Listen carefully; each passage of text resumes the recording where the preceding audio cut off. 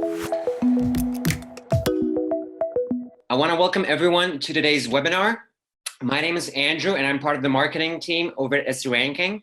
And today I'm joined by Matthew Edgar, who is a web consultant specializing in web analytics and technical SEO. He's also a partner and consultant at Elementive. Besides helping clients one-on-one, Matt regularly speaks at conferences, teaches workshops, and also speaks at webinars, which he's doing one today. And also, as I was researching who you are, the top result is, of course, a darts player. So I was kind of hoping that maybe that is one of your fortes as well. Either way. It is a different Matthew Edgar, yes. So. Okay, understood. So today's topic is how do we measure the business impact of technical SEO? Matthew, take it away. The focus of the webinar today and what we're really going to talk about and get into is how do we measure the impact of technical SEO. And this is a webinar that we had actually begun discussing. SEO Ranking had reached out to me and we began discussing it, talking about it actually way back in January. So before the current situation, before the current crisis, before all the economic ramifications from that. And I think this is a subject that has become even more important over the course of the last month as we're trying to figure out how we work with reduced budgets, reduced capacity, especially from the IT departments that we need to rely on and we need to work with to help us do all the things we need to do from a tech SEO standpoint. And so what I really want to get into today and really talk about is how we can make decisions about what really matters within technical SEO, how we make decisions about what's really affecting the business the most. And as we think about this, right, there are the traditional technical factors that we can measure. We can report on how many 404s there are. We can report on, what speed looks like on our website, how much duplicate content we have, how many pages Google is crawling, all of those good factors. But what we really want to be able to know is, okay, of all these factors, what's the business impact? How are those affecting conversions? How are those affecting engagement? How are those affecting our revenue? Whatever that bottom line is for our organization, because that's how we can actually prioritize this. So it's about going beyond the technical factors that we know are important. And I know everybody on this webinar knows that those technical factors are important. We know that errors are a problem. We know duplicate content is a problem. We know thin content is a problem. We know React can give us issues as we work with our site. But we want to go beyond that to really establish the business case of this. That way, if we go to our clients, we go to our bosses, we go to our teams, and we say, okay, we have these problems that exist on our website, but here's why they matter. Here's what they're actually costing us. Here's what they're affecting within our website. Here's what's actually, the importance of this to the business. Here's why we need to prioritize these. And even if you're not having to go to your clients or go to your bosses, you're just having to prioritize your own to-do list. As you're looking at all the many things you need to clean up on your website, all the errors that you need to fix, all the problems that you need to address, you need to know this as well. So that way you can really prioritize these on your website and on your own to-do list. So let's go through a few different examples here and step through how we can measure this, what kinds of things we can be looking at on our sites, and how we can really measure out not just the traditional tech SEO factors, but those business side as well. And I'm going to go through just 3 examples, but I hope along with the specifics you can take away with those, that you can also take away the bigger concepts, the bigger themes, the bigger ideas here of being able to really measure this and look at this on your sites. So let's begin with 404 errors.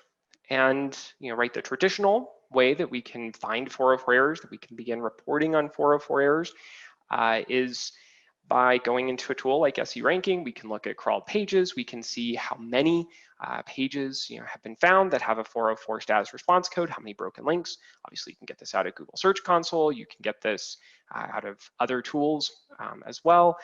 But right, the idea here, and this is important, is you get the list of all the 404 errors. But the question becomes, okay, you have 404 errors, but why does this matter? Who cares that you have these 404 errors? Obviously, from a best practice standpoint, from a perfectionist standpoint that I'm sure all of us have, we look at it and go, well, we should get rid of 404 errors because they're just bad and we know that they cause problems.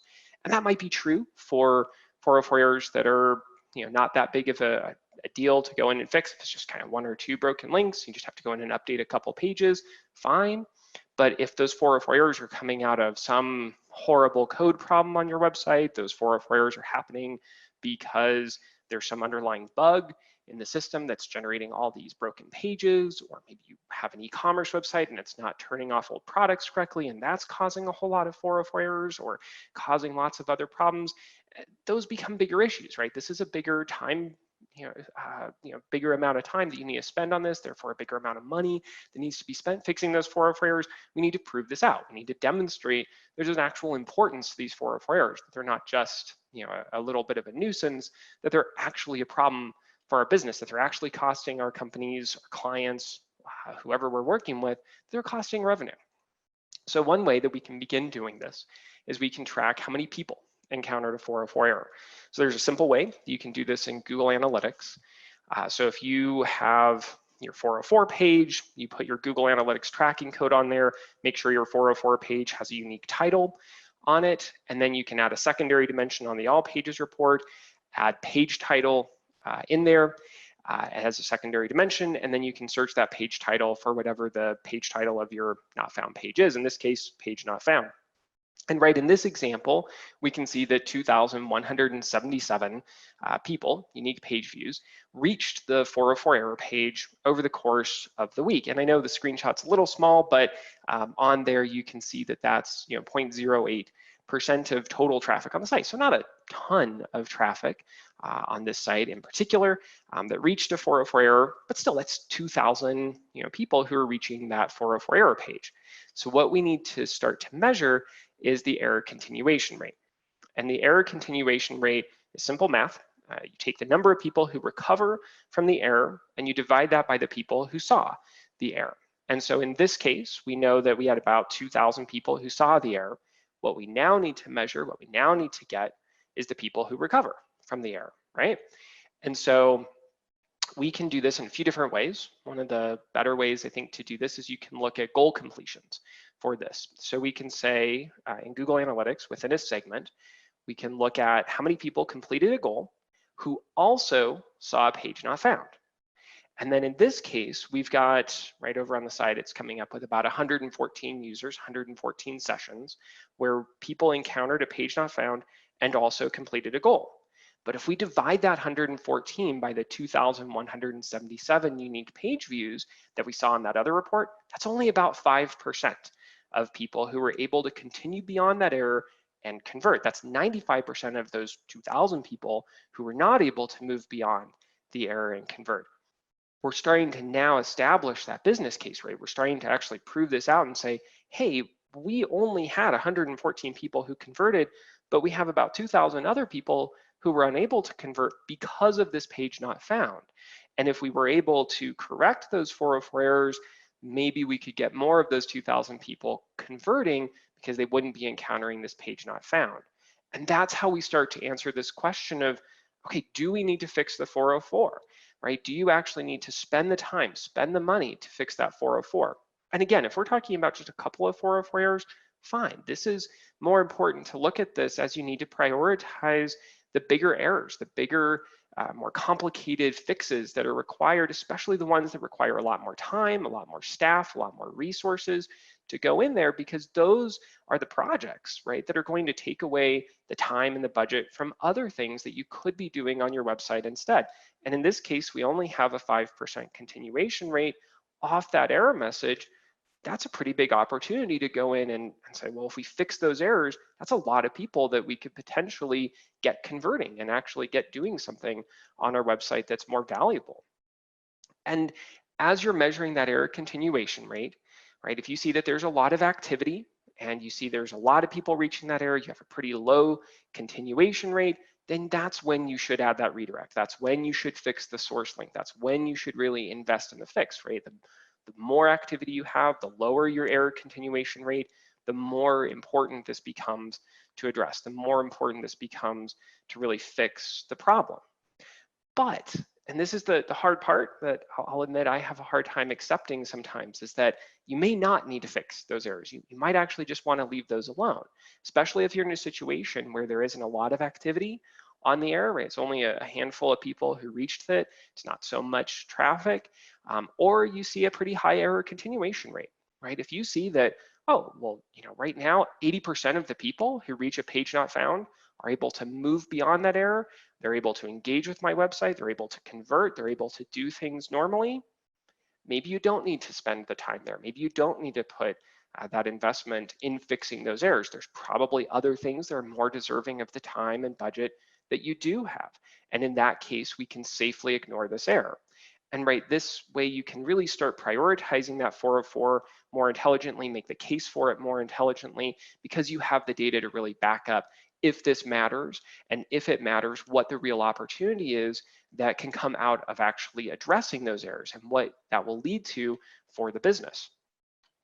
So let's talk about another example here with website speed and how we want to measure website speed and identify problems. And again, with the idea in mind of not just measuring it the traditional way and not just measuring it in the way of, oh, what is our website speed, or how fast is our website, how slow is our website, but do we really have a problem here? And do we really have something that we need to invest the time and money in? Is there a big enough opportunity to justify that relative to the opportunity from all the other projects so we can make better decisions?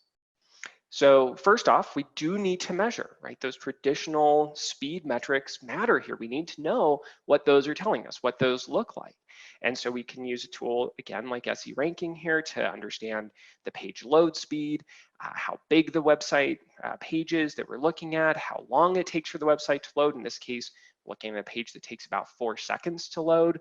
All right, that's important to know. And obviously, we can measure that in Google Search Console. We can see how many pages are listed as slow, listed as moderate, see how that's trending over time. We can also use tools like web page tests to dig into this a lot more and get a lot more details about why it's slow. All of those are important, and I want to emphasize that those are important. I'm going to assume you know how to use those tools, you're looking at those tools already, you're using those to understand what's going on with your website speed. But the next question we need to figure out here is the so what? So we find our website is slow. So we find it loads in 4 or 5 seconds, which is slow by, pretty much all of us probably would agree that this isn't a website speed that we want. We want our website to be faster than 4 or 5 seconds, but right, maybe it takes a lot of work, it takes a lot of effort to get it, to even load a second faster. That might require going through and resizing a whole lot of images on your website that could take somebody days or weeks of staff time. Right? That's not an easy investment to make, especially if you're trying to constrain budgets, especially if you're trying to decide where speed falls relative to a whole bunch of other projects. Maybe you have to get your developers involved to rewrite a whole bunch of JavaScript or refactor a whole bunch of CSS. That's going to take time. So we need to know not just, oh, our website is slow and that's a problem and it's not best practice to have a website that's 5 seconds, but we need to know more here about the so what factor. What is that really costing us? What is that really leading to? So there's a few different methods that we can use. One is we can go to traditional usability testing, and we can measure the perception of website speed. And so with the perception of website speed, what you're measuring is how fast does it feel to your users, your customers, and your audience. So the methodology is pretty straightforward. You take your website and then you force the load at different seconds. In this case, we went pretty extensive, everywhere from about half a second load time and half-second increments all the way up to 10 seconds. But you don't necessarily need to go that extensive. You can do this in 2-second increments or 5-second increments, whatever kind of makes sense for your situation. But the idea is you force the load at different speeds of your website, and then you step through that with your users, and you see if when people are in a situation where your website was able to load, because you forced it to load in half a second or 2 seconds or 10 seconds, whatever that is, you can see how people felt about it. Did they say that the website felt fast? Did they feel like the website loaded slower? And you can see here on this perception test that it wasn't until about the 4 or 5 second mark that we start to see that people started to describe the website as feeling slower, as being something that was actually starting to maybe become a little bit of a problem. And you can definitely see this little drop here about 5 seconds where it really starts to become a problem, especially into 6 seconds. Well, if our website's loading in 5 or 6 seconds, then we know that our customers have a problem with this. They're starting to describe that as slow at this point.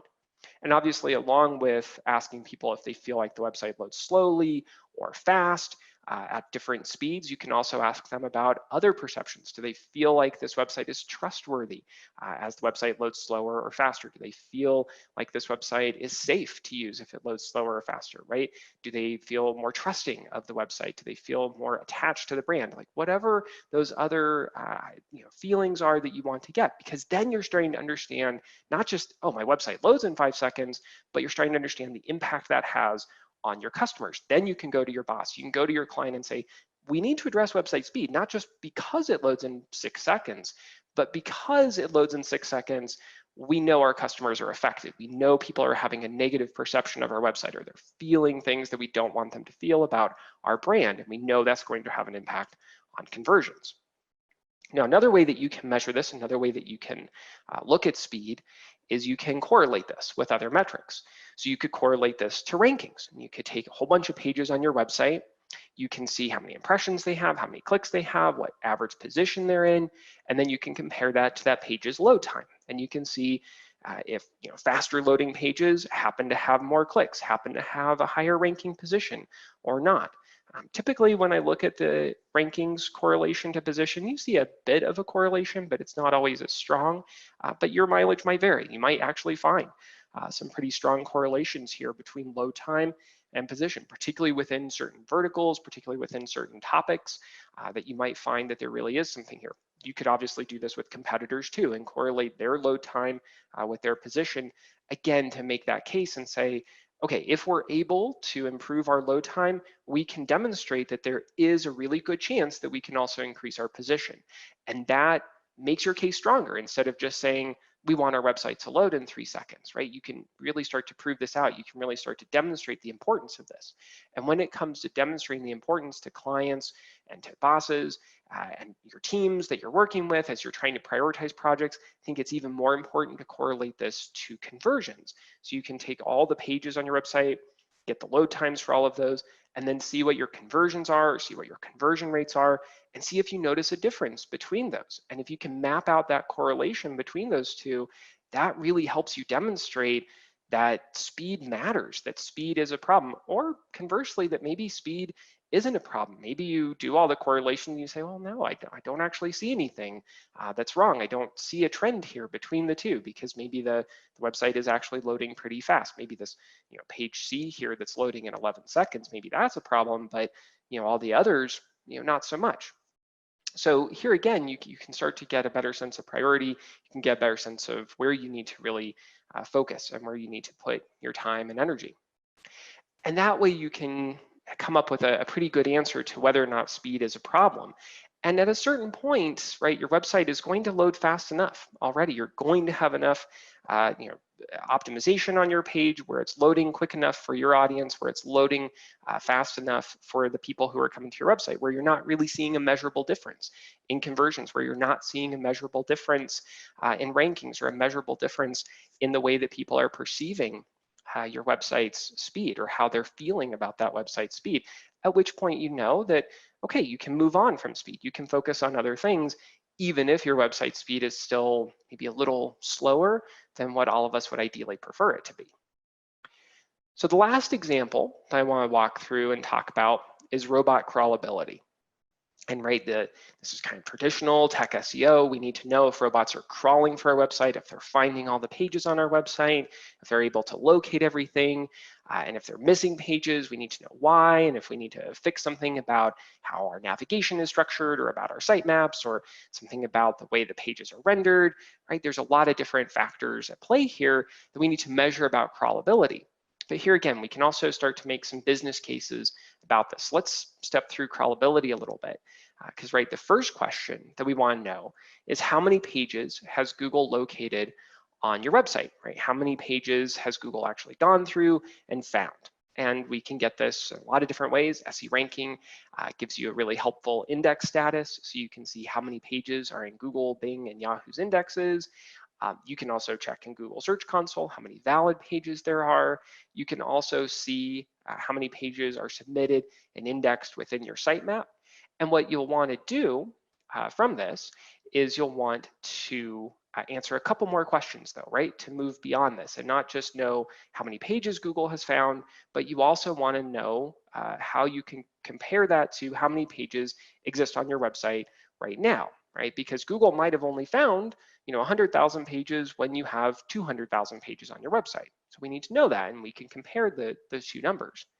And so to get how many pages on your website, you can check your CMS, right? You can see how many pages WordPress has or whatever CMS you happen to be using, how many pages are on your website. Sometimes this can be a little bit harder to pin down, especially if you're on a more complex site with a lot more pages. So sometimes a crawl tool can be more effective than your own internal tools to understand how many pages exist on your website. This is where you can also check the XML sitemap, and you can see how many pages are submitted, assuming that you're submitting all the pages correctly. But the other question we need to know here, right? The first question is how many pages has Google found? Second is how many pages on our website? But the next question is where we want to start making the case a little bit here for, okay, what's it costing us? What's it looking like? What's the so what factor here?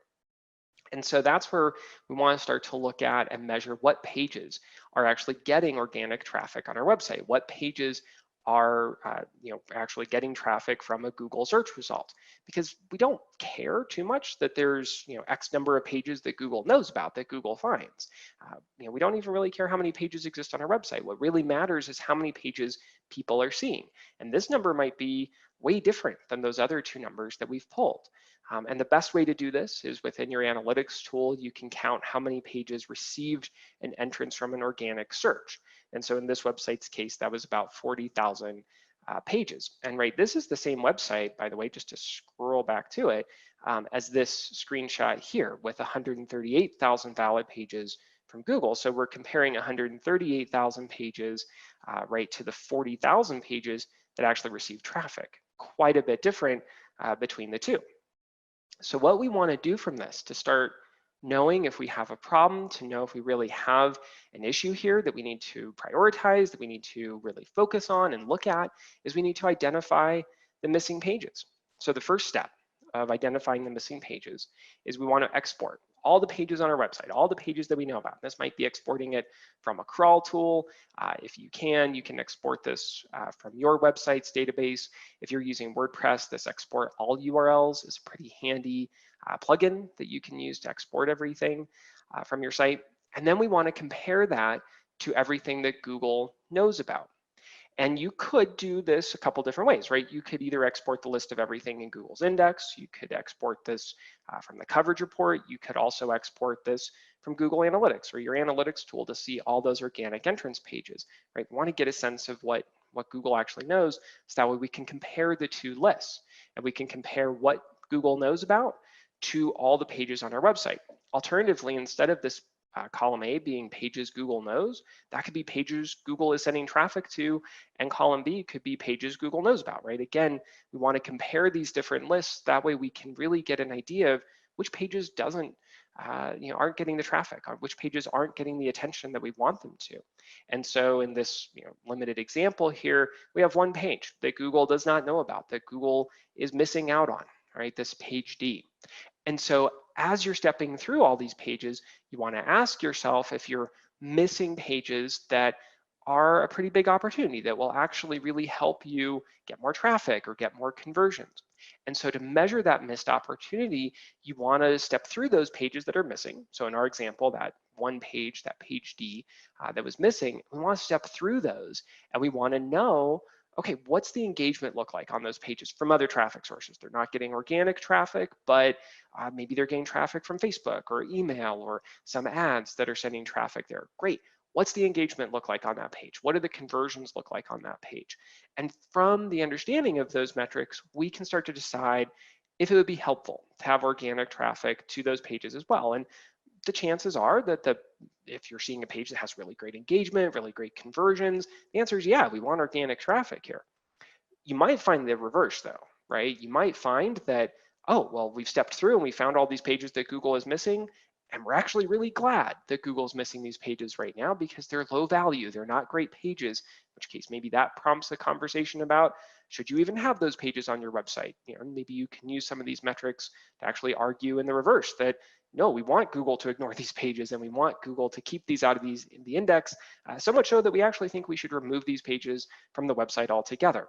Either way, we now have the data that can really back that up and prove that, yeah, okay, we know that we have these pages that Google is missing, either that we want them to not miss, in which case we have work to do, and we can prove out the opportunity if we do the work to get Google to find those pages. We change the way those pages are rendered. We change something about the XML sitemap. We change something about the navigation to make those pages more discoverable.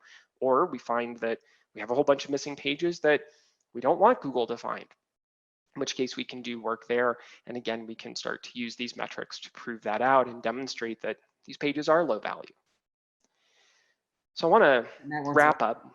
Sorry, Matt. I just wanted to quickly piggyback off of what you said. We actually had published a post about finding all pages on a website, and it has a similar scenario that it follows. And I just want to quickly throw that into the chat so that you guys can just go in and read it at your own pace to see how we at SEO Ranking did it. But sorry, Matt, for interrupting your flow.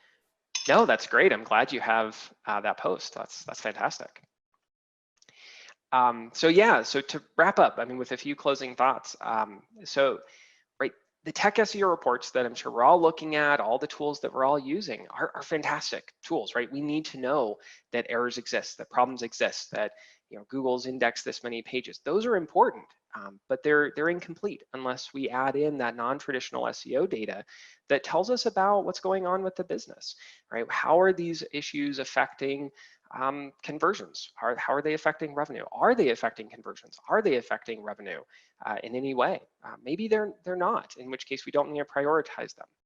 And so this really starts by finding and fixing the 404 errors on your website, and then deciding, okay, am I seeing an impact, with these errors? Am I seeing that my error continuation rate is pretty low? In which case I really need to prioritize this. I really need to do something about 404 errors because not so many people are continuing on. And I'm also in a situation where I have a lot of people reaching this error.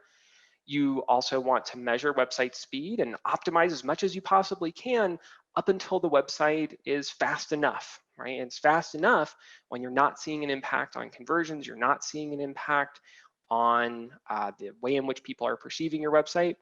And that's a metric that you will read studies from Amazon and Google and bigger websites that will say, every microsecond of extra load time really impacts things. And that's probably true for them because they're dealing with such big audiences that it really does matter there. When you're dealing with millions of people coming to your website, yeah, every little fraction of speed probably has a statistically significant difference. But on websites that are quite a bit smaller, fast enough is going to be at a very different place. And then the other example we talked through is robot crawlability, site indexing. And here again, you want to make sure that you're finding the highest value missing pages or an abundance of really low value pages on your website, and make a really good case for why you should remove those pages or not. Sounds like the article Andrew talked about would be really good to step through and look at for that as well, really demonstrating how you can do that. So that's the end of the webinar. Before we get into Q&A, we do have a free course. If you're interested, this is only for all of you on the webinar, so please don't share this publicly. But if you want to go to elementive.com/free tech SEO course, we have a tech SEO course we put together at Elementive that you might find beneficial. We dig into lots of other areas of tech SEO and what you can do there. You might find that of interest on there.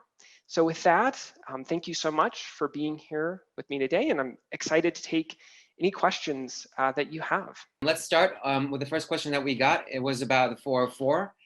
So some SEO tools will flag a 404 as a critical error, and there's a tendency to just create redirects no matter what to replace a 404, with the assumption that Google will penalize 404s no matter what.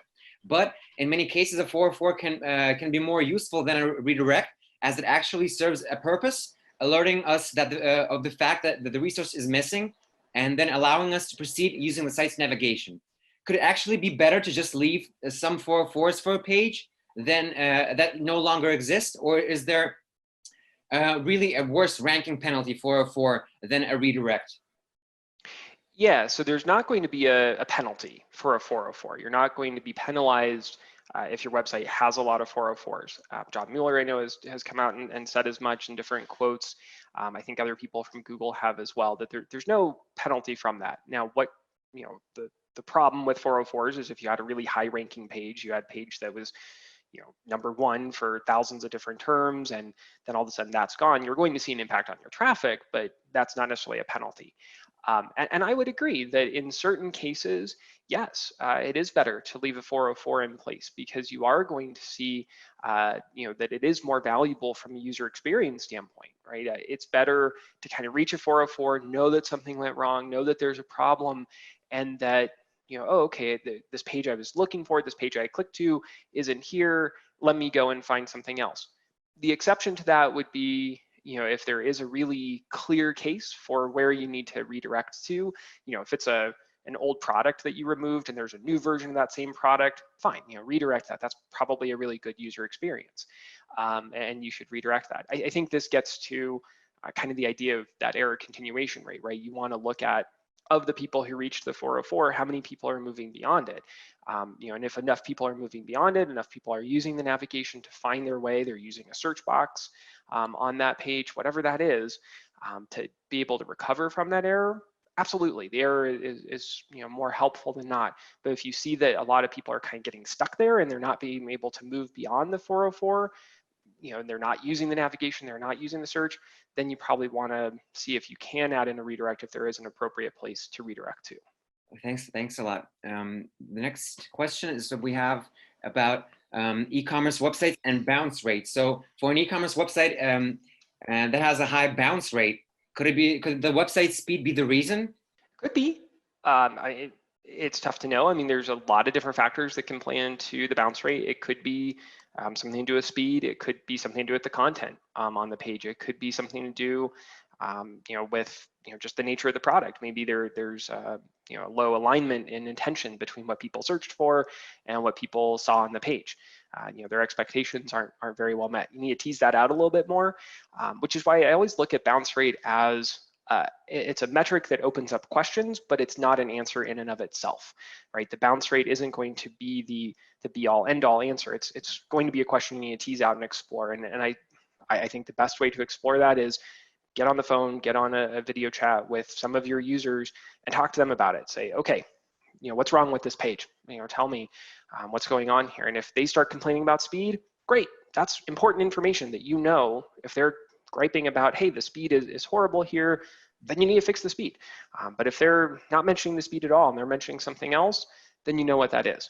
But I wouldn't say a high bounce rate is always, or even most of the time, necessarily going to be about speed. There's a lot of other factors. Great, thanks. I hope that helped Olga, who asked the question. The next question is also about website speed. This person wanted to get your opinion on what the recommended page speed load time should be. I know that Google recommends a server speed of about 200 milliseconds, but I'm not sure about the actual page loading time. Could you comment on that, please? Yeah, so we could be here all day with all the different opinions that everybody has about website speed. And every developer, every SEO is going to have their own opinions. I think the most common range I've seen for desktop is probably 3 to 5 seconds. Most common range I've seen for mobile is somewhere between 1 to 3 seconds, I think is what a lot of people kind of say. For that, I personally take the mind of, yes, faster is generally better. It's not good to have a slow website, but this is where you need to find what actually makes sense to you. By and large, speed seems to be at least right now, seems to be a pretty minor ranking factor. It's not something that is going to make or break you, relative to all the other things out there. Your content is more important, the quality of your content, your EAT factors, those are all more important than speed, in general. And so, find what that fast enough level is for you, for your users, for your customers. Aim for probably, what those benchmarks are, the 1 to 3, 3 to 5 seconds, but you need to find out what that number is for you, because in some cases it's going to be a lot faster than those benchmarks. Other cases it's going to be quite a bit slower than those benchmarks. Great, thanks. The next question is about crawlability. So besides consistently updating sitemaps, In what other ways can search engine crawlers discover new content on my site or blog? What's the best way to improve my site's crawlability? And they're asking for a 3-step program if there is such a thing. I wish there was. It would be so nice if there were just nice, easy 3-step programs for all aspects of SEO, right? Not just crawlability. So yeah, I mean, sitemaps are going to be important, but even beyond sitemaps, it gets to navigation on your website, and not just like the top navigation or sidebar navigation, footer navigation, but really the internal links within the content itself. And there's been a number of people who have found, I've even found this on a few client sites, that footer links, main navigation links, sidebar links can actually sometimes be ignored by Google because they just kind of discount that because that's everywhere, and that those links maybe aren't as seen as valuable. Still important, but maybe not as big of a signal to Google about the pages that exist on your website. It's the actual links in the content that matter. So if you have opportunities to work links into your actual content, that's going to help. Right? And I think as you look at the pages that are struggling to be indexed, if you have pages that only have like 1 or 2 links pointing to them throughout your website, maybe see if you can get more links pointing to those instead. Can you get a few more internal links pointing there? Because then Google has that many more opportunities to find that. I think that's probably one of the best ways to do that. Certainly the other thing to look at is, do you have rendering issues? Right? If you have any kind of dynamic loading content that's coming in via JavaScript, via React, something like that, that's loading and your links are buried within that code, it might just be that Google's not finding those links because they can't execute that correctly, in which case that's a whole separate issue to figure out and untangle of how the page is rendered and how you can change that. But sometimes that can actually be the problem of why Google isn't finding links on the site, because they can't actually render the code in a way where they could find the links. Great, thanks. The next question is, could you please recommend what to do in a particular situation? An e-commerce website discovered that the domain is a registered trademark and must move to another domain.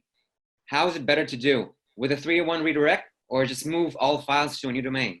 I would definitely 301 redirect it if you can. Now, if you're in a situation where because of a trademark, you are not able to keep that old domain and you aren't able to implement the redirect, then unfortunately you're going to basically be starting over on your new domain. You'll want to move over as many files as you can. You want to update as many external links as you can to go to your new domain. But if you can do the file transfer plus changing all external links along with redirecting that old domain over to the new domain, so much the better.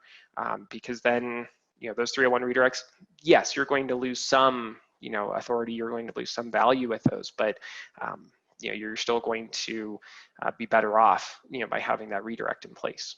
Vishal is asking, pagination has always been an issue that impacts crawlability. Can you suggest a better pagination method and approach for better crawlability? Do we have to add a paginated URL into the XML sitemap?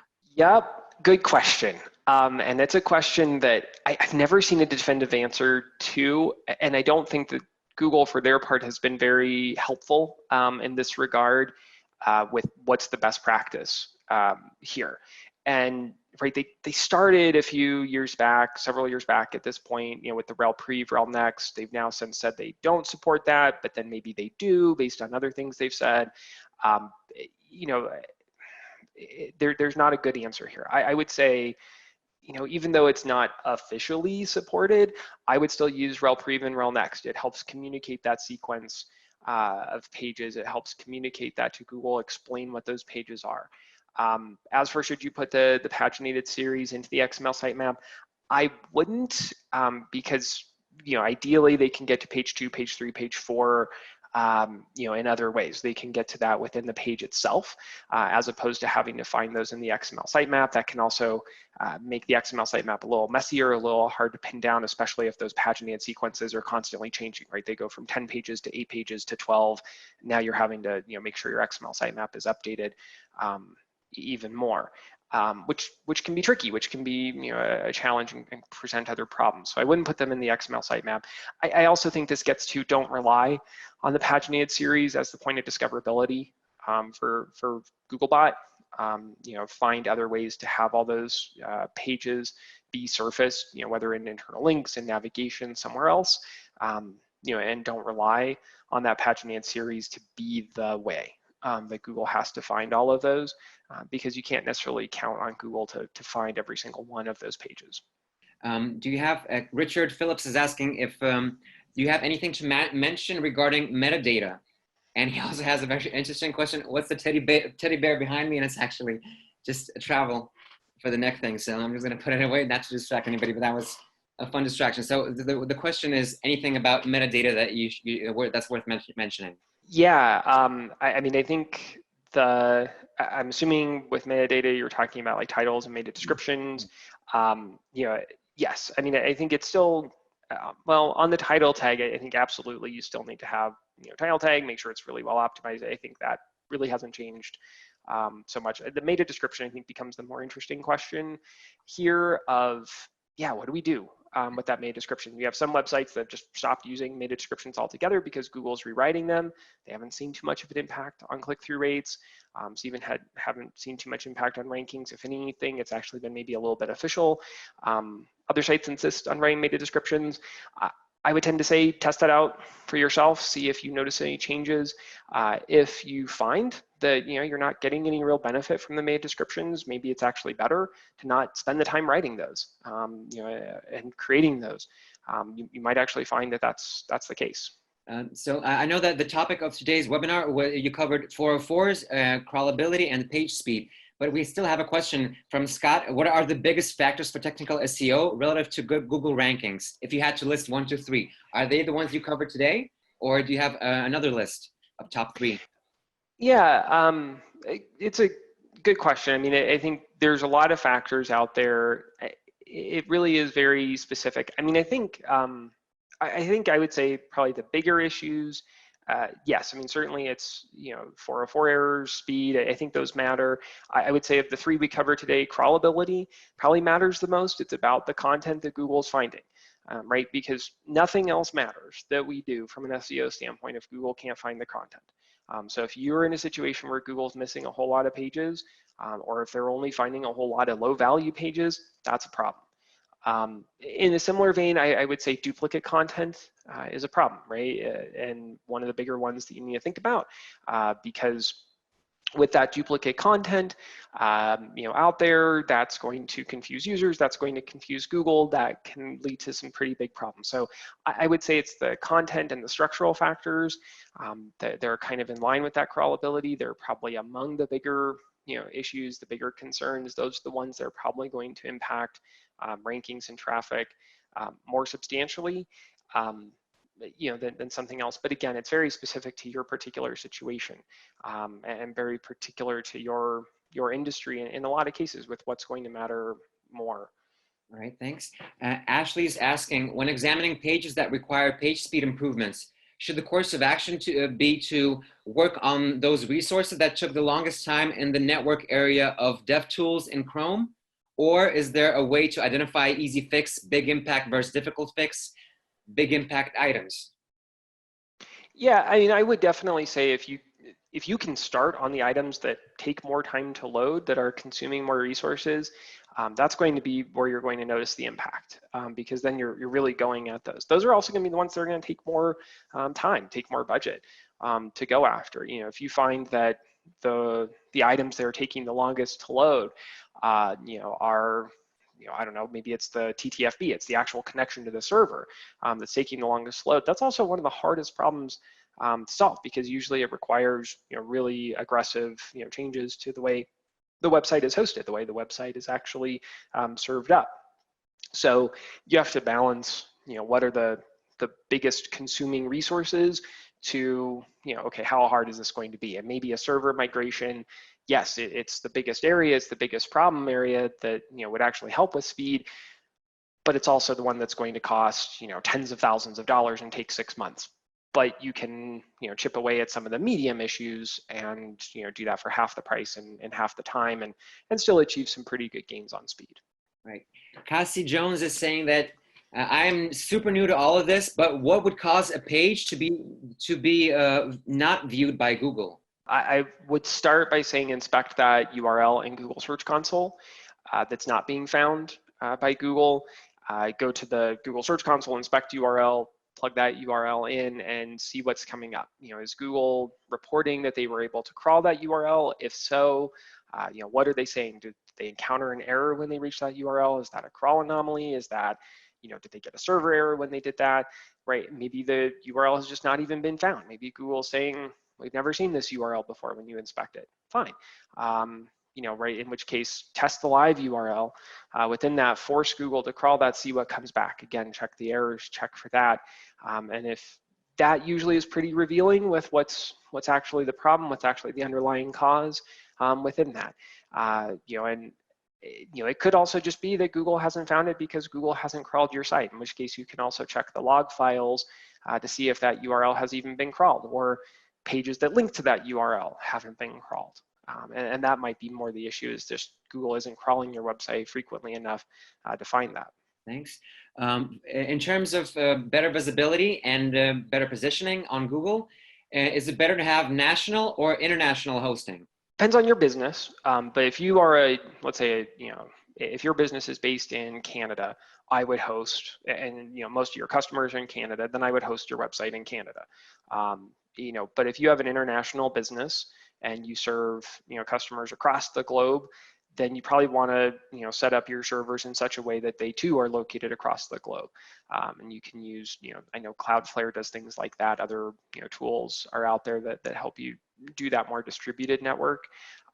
Basically, you want your host to be as close to where your customers are, right? And equally, I would say you can even make this hyper-local. If you're hyper-local and you're based in Denver, Colorado, maybe don't pick a hosting company in New York City. See if you can find something that's a little bit closer to where you are, that actually has servers located. It's going to be a less of an issue at a hyper-local level, but the same idea applies, that the farther away that you are from the server, the longer the load time will be. Another question is about an e-commerce website built on WooCommerce with WordPress, and it is moving really slow. Is it good to have a dedicated landing page for WooCommerce, or does it doesn't matter? So I'm assuming that they're probably meaning like a dedicated landing page for the products within WooCommerce, or yeah. Yeah, I would definitely say a dedicated landing page for each product probably makes the most sense. That increases the chances that Google would be able to index that page, find that page, crawl that page. That makes that whole process a lot easier to do so. If you're doing something like it's a dynamic page, or the product is presented in a modal and there's no hard URL to get there, there are ways that you might be able to get Google to find that, to index that content, but it just wouldn't be as reliable as having a real dedicated page for each product. About infinite loading. So infinite loading can be found on popular as a popular pagination method, but it's not appreciated by search engines at all. So does infinite loading impact crawlability and indexation? It can definitely impact crawlability. Depending on how you implement it, Google may not be able to see the full load of of all the content that's in there. Now, is that a problem? Right, that's the question you need to ask. It depends on what the infinite load is for. If the infinite load is for comments on a blog post, maybe not a big deal if Google can't see that, because maybe the comments aren't really essential to getting that page to rank, to getting Google to understand what's going on with that page. On the other hand, if it's an infinite load on a product listing page, and maybe that's the only way in which the Google bots can find the links to those other products, it's a pretty big problem if you're using infinite load for that. I know Google has talked about in the past a few various solutions. One I've seen a lot of people just kind of come back to and default to is some sort of view all page that gives you an ability to just see everything listed. Those pages can be really big to load, can be really hard to load, but nevertheless, I mean, that it is a way to do it, where you can just say, have a link that says view all versus scrolling. Then bots, as well as anybody who actually wants to load it, can see all the products at once versus having to scroll through it. So that's probably one of the better workarounds for that, though you can definitely find a few other suggestions and other ways of approaching that. I would say though, if it's really critical content that people need to scroll through, and in particular really critical content for your website to rank, then I would shy away from using infinite load in those cases, and I would default to more the traditional pagination or find other ways to link to those pages. Great, thanks. In terms of technical SEO, does schema markup and structured data markup matter? And to what extent? Yeah, some of the schema markup really does matter, and it can really affect your click-through rates. For example, like FAQ schema really matters, right? It really changes the search results in pretty substantial ways, and it can really affect your click-through rate. Depending on exactly how Google brings in the content on the FAQ, it might improve your click-through rate, might increase the people clicking through, it might also decrease people clicking through to your website because you put all the content on the search result itself. So you want to be careful about that, right? You want to make sure that if you're using schema that it's actually beneficial, that you're actually getting more traffic from it as opposed to getting less traffic from it. But right, it can really matter. Along with FAQ schema, reviews still very much matter. To get the stars, to get that information included, it makes your search result more interesting. That all said, not all types of schema matter, right? Not all schema is actually picked up and used by Google, and some schema is stuff that Google is just not supporting, or no longer supporting in the same way. An example of that would be like breadcrumb schema. Used to be breadcrumb schema was actually really beneficial, really helpful to show up because it changed from the URL to showing the paths on the website. Now that Google's changed how SERPs look, where they are showing the URL kind of as breadcrumb by default anyway, the breadcrumb doesn't change as much. You're not seeing as many effects on click-through rate. So I would say go through Google's developer tools, see what schema they're supporting that might be applicable to your site, use that, test it, see if it does change the SERP, see if it does affect click-through rates. If it does change the SERP, make sure those click-through rates are in your favor. And then assuming they are in your favor, then keep that, do more of that. But I wouldn't necessarily say you want to spend time implementing a whole lot of schema that Google is not currently supporting unless you have a really good reason for doing so. Thanks a lot. And I think this is the last question that we're going to take from John. So John has a new website and he has changed the URLs to shorten them as per SEO best practice. And he's also kept the sitemaps updated with new URLs. But at the moment, he's getting a lot of errors due to Google still crawling the old URLs. How long does it take for Google to update the new URLs? Yeah, so he didn't mention the question, but I'm going to hope and assume implemented redirects within that from the old URLs to the new URLs. So hopefully Google's at least crawling through and finding the new URLs. As for how long it takes Google to follow a redirect and update it, it can be anywhere from a few weeks to a few years. I've got a few sites that we work with, clients we work with. They have redirects that Google is still crawling, Google is still using, Google is still indexing, and it's been, I think the longest one is about 4 years at this point. That I can't figure out why Google's still doing that. Now that's an outlier, right? And I don't want to make it seem like that's the norm, but right, there's a bell curve here, and so you have the outliers on that end. And then you kind of have the mid group. I would say the mid group is probably after a few months that you start to see those start to really change because Google's crawled through enough, they've seen it. Now to support that, to help that along, right, you can make sure that all your internal links are changed, make sure all external links that you can get changed to new URLs are changed. Make sure that all your redirects are in place. But ultimately, I would maintain those redirects for as long as you possibly can. To ensure that if Google's crawling those, if Google is indexing those, it's okay because they're at least able to get through to the right page on your site. And ultimately, so long as you've implemented the redirects, that's what you really need to pay attention to. You want to make sure that they're able to redirect and find the correct page, that you maintain that, and not worry too much about that unless there's a 404 or a server error that's happening somehow as a result of that. That's a different issue that you need to resolve then, but simply by changing the URLs, all you really need to make sure of is that you've implemented that redirect to make sure Google can follow through with that. let's end it here. If you guys have any additional questions, you can always reach out to us or find Matt on Twitter or on social media. And I would just want to remind, send the link to Matthew's free course, SEO course, into the chat again. So make sure to check that out. And I want to thank Matthew once again for being here, for giving us all these great insights and sharing your knowledge about technical SEO and everything that basically we had to ask. So thanks a lot, Matt, and stay safe, everyone.